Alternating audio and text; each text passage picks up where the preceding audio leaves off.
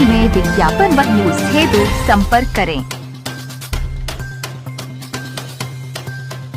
पुरानी पेंशन बहाली को लेकर सभी जनपदों के साथ साथ जवाहर भवन, इंदिरा भवन शिक्षकों व कर्मचारियों द्वारा ओपीएस महायज्ञ किया गया। प्रदीप सरल, प्रांतीय संयोजक, पुरानी पेंशन बहाली संयुक्त मोर्चा ने महायज्ञ कार्यक्रम संबंधित दी जानकारी। कार्यक्रम में धीरेन्द्र बहादुर सिंह, यूपी सिंह, हेमंत गुर्जर, कुमार लोधी, अजय कुमार, सौरभ कुमार, राम सूरत, आशीष व कई कर्मचारी गण उपस्थित रहे। जी, मैं प्रदीप सरल, प्रदेश अध्यक्ष यूटेक पेंशन बहाली मंच उत्तर प्रदेश और प्रांतीय संयोजक पुरानी पेंशन बहाली संयुक्त मोर्चा उत्तर प्रदेश। दरअसल पुरानी पेंशन बहाली के लिए शिक्षक कर्मचारी समय समय पर कुछ ना कुछ कार्यक्रम ऐसे करते रहते हैं जिससे सरकार का ध्यान इस मुद्दे पर, एक बड़े मुद्दे की तरफ आकृष्ट हो। और उसी कड़ी में हम लोगों ने पूरे प्रदेश में एक धार्मिक कार्यक्रम के माध्यम से पुरानी पेंशन बहाली के लिए ओपीएस महायज्ञ का आयोजन किया, जिसकी शुरुआत हम लोगों ने बनारस से 24 नवंबर को शुरू किया था और आज 3 तारीख को जो जनपद छूटे हुए थे वहाँ पे आज इसका आयोजन किया जा रहा है। अब सरकार क्योंकि ध्यान नहीं दे रही है और अभी समाचार में भी देख रहे थे कि भारतीय जनता पार्टी 2-3 राज्यों में जो है चुनाव जीत भी गई है और हम चाहेंगे कि कर्मचारी, जो कि एक बड़ा तबका है, सरकार का पूरा काम व्यवस्था देखता है, तो उसकी मुद्दे को भी सरकार गंभीरता से ले और पुरानी पेंशन बहाल करे। हमें कोई लड़ाई सरकार से नहीं है, लेकिन हम अपने मुद्दे के प्रति बड़ी संजीदगी से काम कर रहे हैं और हम चाहते हैं कि सरकार इस पे काम करे। और आने वाले 10 दिसंबर को मानवाधिकार दिवस पे हम लोग जंतर मंतर पे पूरी ताकत के साथ वहाँ जा रहे हैं और प्रदर्शन करेंगे सरकार के खिलाफ जो है इस मुद्दे पे। लोकसभा चुनाव 2024 नज़दीक है, जैसे कि हाल ही में राज्यों में चुनाव संपन्न हुए हैं, अधिकतर राज्यों में बीजेपी ही आई हुई है। क्या लगता है लोकसभा चुनाव 2024 में?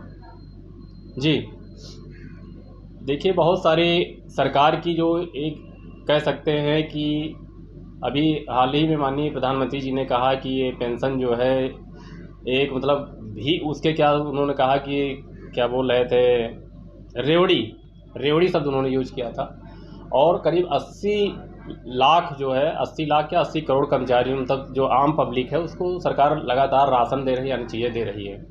तो हम ये नहीं समझ पा रहे हैं कि जब 1 करोड़ केवल कर्मचारी है, शिक्षक है, अधिकारी है, सरकार उसके मुद्दे पर पता नहीं क्यों रेवड़ी शब्द यूज कर रही है। अरे जो व्यवस्था चल रही थी हम उसी को मांग रहे हैं, कोई नई चीज़ नहीं मांग रहे हैं। पहले भी सरकारें दे रही थी, अंग्रेजों पीरियड से भी पेंशन मिल रही थी, जो भी एम्प्लॉइज उनको दी जा रही थी, तो वही चीज़ हम मांग रहे हैं, बाद में भी मांग रहे हैं सरकार से।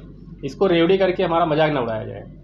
जैसा कि पुरानी पेंशन जो है वो जो नए जो आज की डेट में जो कर्मचारी आए हैं 2005 के, वो जो आंदोलन होते हैं उसमें पुराने लोग ही दिखते हैं, नए कर्मचारी नहीं आ रहे हैं। क्या कारण इसका? हाँ, ये एक विसंगति है कि हम लोग लगातार खैर प्रयास कर रहे हैं कि नए लोगों को जागरूक किया जाए।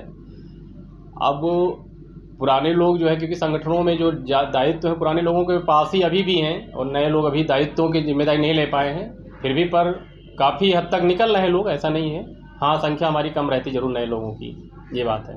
10 दिसंबर में जो कार्यक्रम होना है उस संबंध को लेकर कर्मचारियों के लिए क्या कहेंगे आप?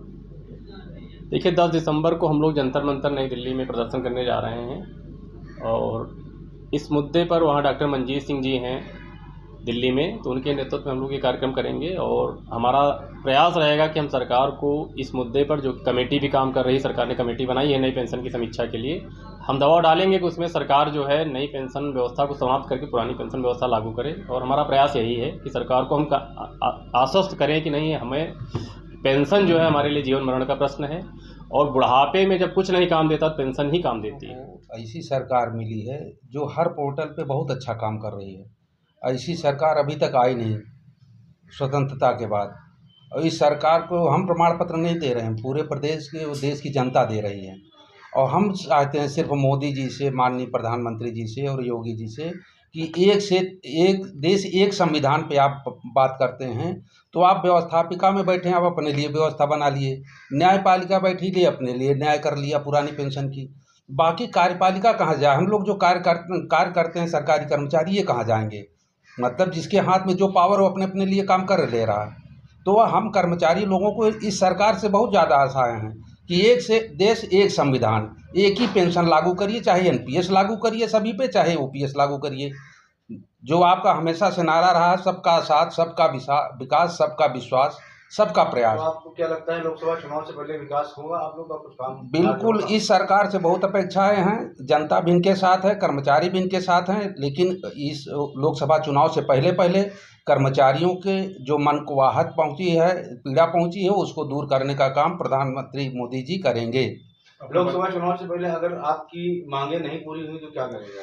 फिर हम अपने लोकतांत्रिक तरीके से ही उनसे मांगेंगे। कोई हम लोग सरकारी कर्मचारी हैं किसी तरीके, तो उसके हमारे लिए संविधान लागू होता है।